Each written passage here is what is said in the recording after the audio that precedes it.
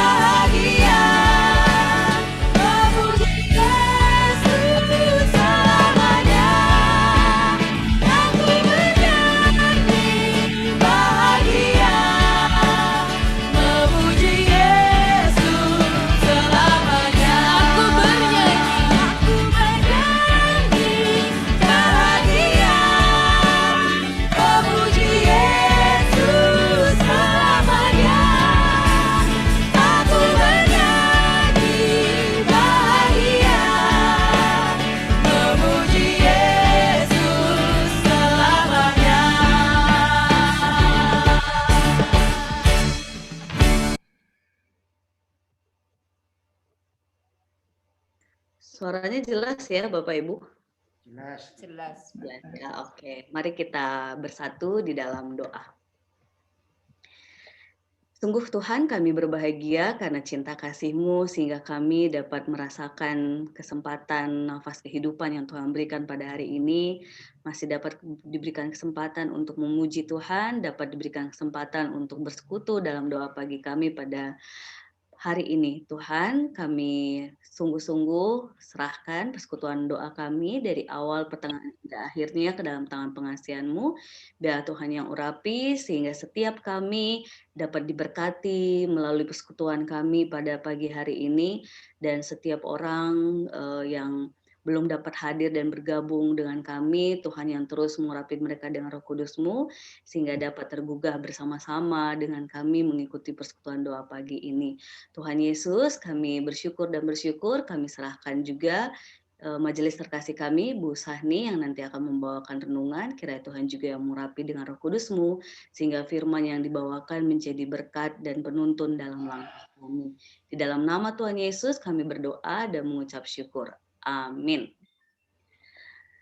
Selamat pagi, Bu Natalius. Ya, sebelum kita mendengarkan kebenaran firman Tuhan yang akan dibawakan oleh majelis terkasih kita Bu Sahni, kita akan memujikan lagu sebagai peneguh ataupun pengingat kita akan kasih Tuhan, yaitu sebentar.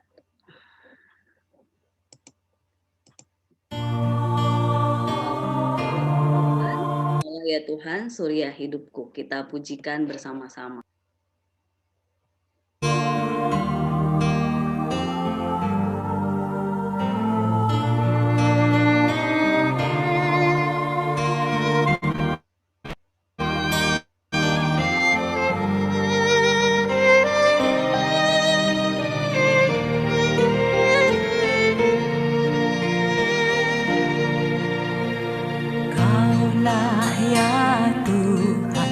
Surya hidupku, asal kau ada, yang lain tak perlu.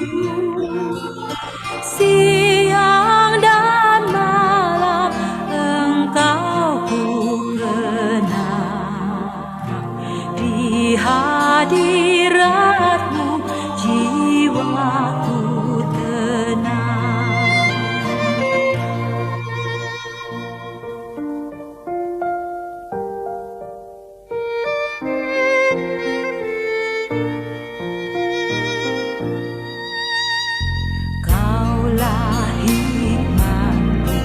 Firman hidupku, kau besertaku dan ku sertamu.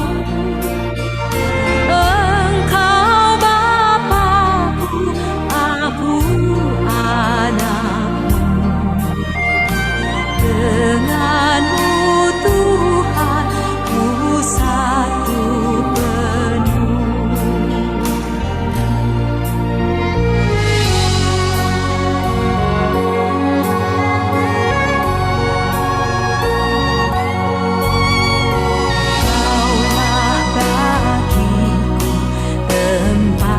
Terteduh, kaulah perisai dan benteng teguh. Sukacitaku kekal dalam-Mu, kuasa sorgawi Engkau kuasaku.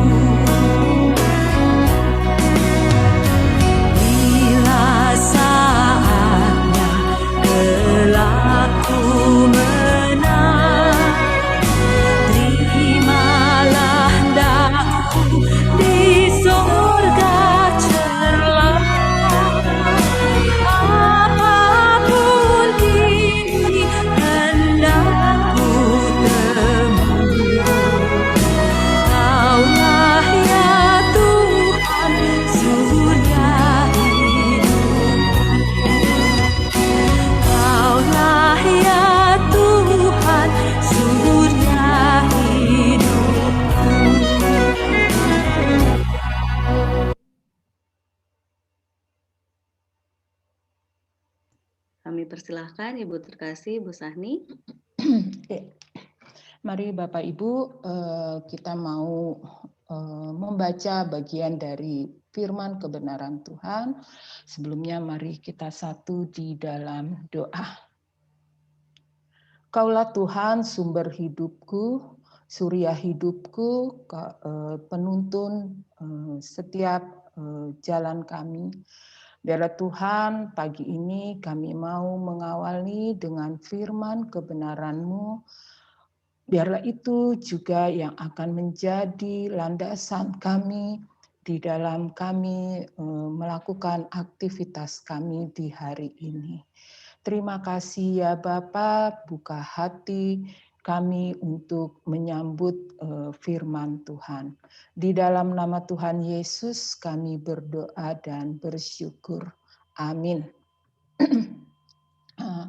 Firman Tuhan pada pagi hari ini yang kita akan coba baca dan kita renungkan bersama-sama terambil dari Kisah Para Rasul 3 ayat 1 sampai 10. Kisah Para Rasul 3 ayat 1 sampai 10. Demikian firman Tuhan. Petrus menyembuhkan orang lumpuh. Pada suatu hari menjelang waktu sembahyang, yaitu pukul 3 petang, naiklah Petrus dan Yohanes ke bait Allah. Di situ ada seorang laki-laki yang lumpuh sejak lahirnya sehingga ia harus diusung. Tiap-tiap hari orang itu diletakkan dekat pintu gerbang bait Allah yang bernama Gerbang Indah untuk meminta sedekah kepada orang yang masuk ke dalam bait Allah. Ketika orang itu melihat bahwa Petrus dan Yohanes hendak masuk ke bait Allah, ia meminta sedekah. Mereka menatap dia dan Petrus berkata, "Lihatlah kepada kami." Lalu orang itu menatap mereka dengan harapan akan mendapat sesuatu dari mereka. Tetapi Petrus berkata, "Emas dan perak tidak ada padaku, tetapi apa yang kupunyai, kuberikan kepadamu. Demi nama Yesus Kristus, orang Nazaret itu, berjalanlah."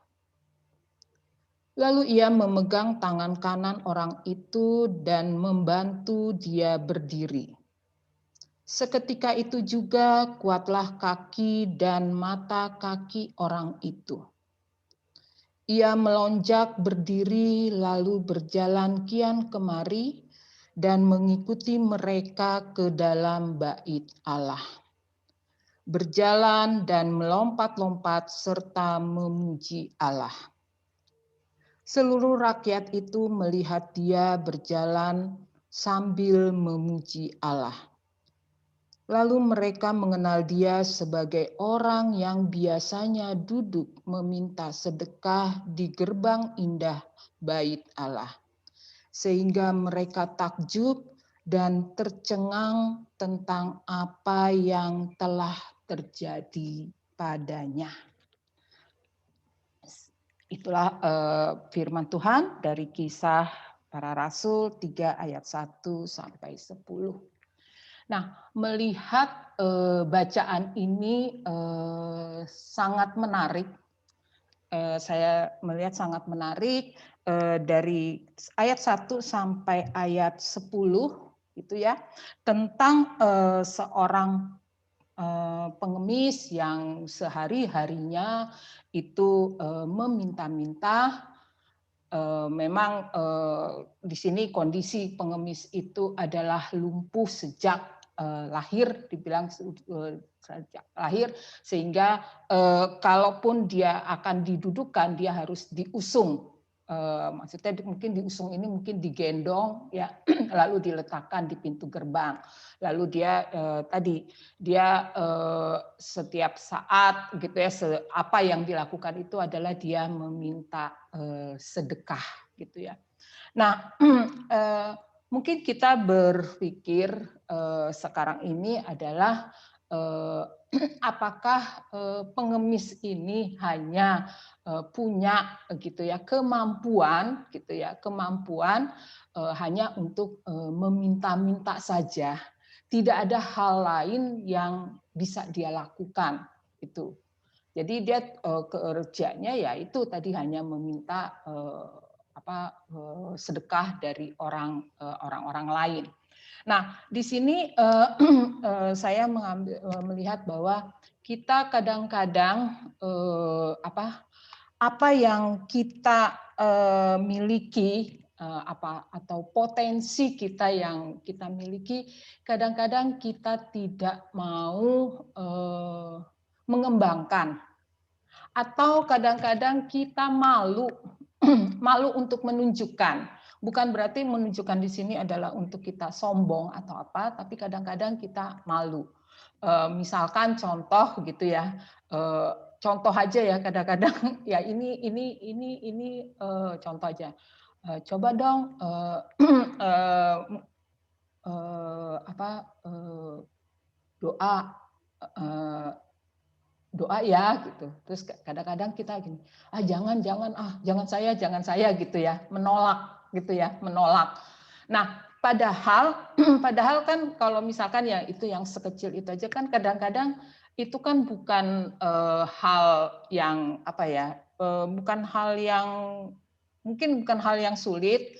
Ya, kita mungkin malu, mungkin tadi aduh kata-kata saya tidak bagus, kata-kata saya tidak runtut gitu ya, kadang-kadang seperti itu. Nah, itu yang kadang-kadang kita malu gitu ya, malu untuk melakukan hal itu. Padahal kita tahu bahwa Tuhan itu kan melihat hati kita, bukan apa yang kita akan ucapkan gitu ya, apa yang kita biasanya sih kalau saya melihat ya itu dari hati itu yang akan keluar. Nah, itu mungkin sedikit potensi gitu ya, kadang-kadang apa yang kita tidak mau coba kita coba lakukan gitu ya. Nah, jadi kadang-kadang sifat tadi manusia itu akan melihat gitu ya, melihat orang lain. Jadi misalkan tadi yang contohnya untuk berdoa kan si Anu yang yang bagus gitu, kenapa enggak dia gitu loh. Nah, ini yang kadang-kadang muncul ya hal-hal yang sederhana. Nah, di sini kalau kita lihat kembali lagi di sini, kita melihat Petrus, gitu ya. Petrus di ayat yang ke-6, gitu ya, di ayat yang ke-6, kan tadi Petrus datang, kalau saya lihat ya mungkin tadi si peminta ini akan meminta gitu ya kepada Petrus gitu ya. Oh, Petrus ini akan memberikan sesuatu kepada dia gitu ya, sedekah gitu ya, mungkin ya, dia anggap uang yang akan diberikan ya. Nah, tapi Petrus berkata di sini, emas dan perak tidak ada padaku, tetapi apa yang kupunyai itu ya, apa yang kupunyai kuberikan kepadamu. Jadi di sini Petrus mengatakan bahwa tadi kalau emas dan perak mau apa yang diharapkan orang itu gitu, dia nggak punya. Jadi sedekah gitu kan, kalau kita anggap aja koin, uang gitu ya, itu sebagai emas dan perak, itu aku tidak punya. Tapi Petrus berkata, apa yang aku punya akan kuberikan kepadamu. Nah, di sini Petrus mempunyai satu anugerah gitu ya, yang dari Tuhan dengan imannya gitu ya, dengan imannya dia berkata, demi nama Yesus Kristus orang Nazaret itu berjalanlah. Nah, itu ya Petrus punya anugerah yang diberikan Tuhan, di mana dia melakukan itu dengan imannya. Nah, di sini dari sini kita akan melihat bahwa ada 3 hal yang kita akan lihat bahwa di sini kita belajar bahwa ada satu yang diperlihatkan oleh Petrus adalah kepekaan terhadap sesama. Kepekaan terhadap sesama, bahwa tadi Petrus melihat orang pengemis ini perlu ditolong. Mungkin tadi dengan apa yang dimiliki oleh Petrus, kemampuan oleh Petrus dengan imannya, dia mau menolong orang ini supaya maksudnya tidak mengemis, mungkin akhirnya nanti dia tidak mengemis lagi, tapi orang ini bisa sembuh dari lumpuhnya gitu. Jadi bisa tadi dikatakan berjalanlah gitu. Nah, Petrus ini punya satu kepekaan. Lalu yang kedua itu adalah pengenalan apa yang ada dan tidak ada pada kita. Jadi kita belajar tadi menggali tadi potensi dari diri kita, apa yang ada, yang pada kita dan apa yang tidak ada. Mungkin kalau yang ada ya kita coba lakukan, kita coba kembangkan gitu ya. Misalkan yang ada pada kita, misalkan ya contohnya kalau di rumah saya punya kemampuan masak gitu ya. Ya saya ya masaklah gitu loh. Ya walaupun tadi akhirnya kan belajar. Lalu kalau ada yang tidak ada pada kita, kalau saya melihat ada yang tidak ada pada kita, ya kita juga tidak tidak berpura-pura, tidak bersandiwara. Istilahnya berkatalah dengan jujur. Jadi nggak usah kita pura-pura gitu ya. Di sini kalau ya kita nggak ada ya katakanlah tidak ada. Ya sama tadi dikatakan Petrus, emas dan perak tidak aku punya. Memang dia nggak punya itu gitu loh. Dan itu ada yang tidak ada pada kita. Lalu yang ketiga yaitu mempergunakan apa yang ada pada kita tadi untuk memberkati sesama.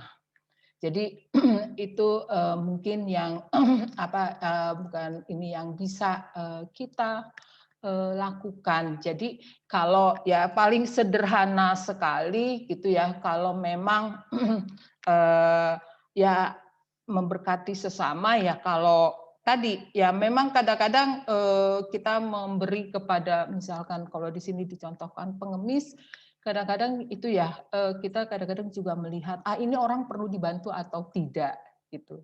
Nah, ini kembali lagi kepada kita, apakah kita punya kepekaan tadi yang nomor satu, kepekaan terhadap orang itu. Jadi ya kita belajar mencoba tadi memberikan mempergunakan apa yang ada pada kita itu untuk memberkati sesama.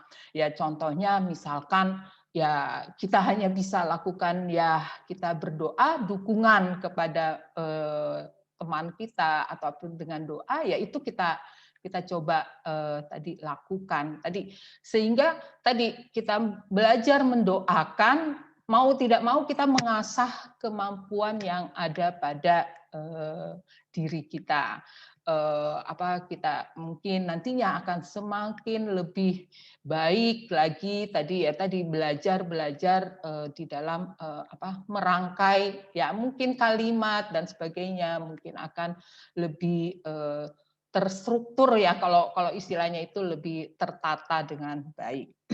Nah itu yang kita lihat di dalam Kisah Para Rasul 3 ayat 1 sampai 10 dan kita percaya bahwa Tuhan bisa memakai segala sesuatu yang terlihat sederhana atau kecil sekalipun dari kita bisa dipakai secara luar biasa. Ya contohnya gitu ya tadi mungkin itu kecil kita berdoa bagi yang sakit gitu ya. Lalu yang sakit ini sembuh, kita kan bisa melihat wah Tuhan itu kalau kita imani Tuhan itu sungguh luar biasa. Tuhan itu mendengar apa yang menjadi doa kita. Nah itu mungkin yang bisa kita lakukan gitu ya hanya hal sekecil tadi doa itu tidak mengeluarkan tadi emas dan perak, tidak mengeluarkan uang gitu. Nah itu bisa terjadi gitu ya kita bisa merasakan Tuhan itu sungguh luar biasa. Nah, di sini marilah kita belajar untuk melihat potensi kita, gitu ya. Mungkin tadi ya seperti di dalam pelayanan, di dalam melayani, ya mungkin ada tadi rasa apa, aduh jangan saya dulu deh, nanti deh yang lainnya dulu deh, itu kadang-kadang terucap ya bagi kita. Tapi itulah tadi kita percaya tadi Tuhan bisa memakai kita ya dengan sesuatu yang tadi di dalam diri kita yang sangat sederhana itu menjadi luar biasa. Nah, ini apa firman Tuhan yang renungan yang dapat saya sampaikan, yang sangat-sangat saya sungguh saya membaca ini sangat sangat apa terberkati secara pribadi setelah saya baca Kisah Para Rasul 3 ayat 1 sampai 10, bahwa di sini kita tidak perlu merasa tadi belajar kita harus rendah hati, tapi kita tidak tidak menunjukkan rendah diri gitu loh. Rendah diri bukan berarti kita menunjukkan kesombongan kita, bukan, tapi tadi rendah hati ya harus, rendah diri pun jangan terlalu terlalu di bawah-bawah banget gitu, bukan berarti itu kita nggak rendah diri terus kita menunjukkan kesombongan, bukan, tapi itu tadi rasa malu, rasa tidak mampu kita itu kok sepertinya ya nanti kayak pengemis itu, kok kayaknya kita perlu dikasihani gitu loh. Kayaknya gitu ya, kayaknya kok kita perlu dikasihani gitu. Nah, itu apa yang dapat saya ambil dari firman ini, bahwa kita pasti akan dimampukan oleh Tuhan untuk melihat potensi pada diri kita, dan Tuhan pasti memampukan kita. Tuhan memberkati. Amin. Amin. Terima kasih Bu Sahni buat renungannya. Bapak Ibu terkasih, kita akan terbagi ruang dalam doa dalam grup ataupun room kita. Nanti boleh dibawa doa untuk kebenaran firman Tuhan yang dibawakan oleh Bu Sahni tadi, agar setiap kita serta seluruh keluarga besar GK Jeremia boleh terus peka tadi ya Bu Sahni, peka, terus menggali potensi serta apa yang bisa kita lakukan untuk bisa menjadi berkat buat orang sekitar kita dengan rendah hati, bukan rendah diri. Ya, jadi kita bawa doa itu, dan kita doakan juga untuk jemaat kita yang kita tahu sedang pemulihan ataupun yang kita tahu sedang sakit, boleh dibawa doa dalam room dan ditutup dengan doa Bapa kami. Selamat saling mendoakan, selamat akhir pekan. Tuhan Yesus memberkati kita semua. Kita terbagi ruang dari sekarang.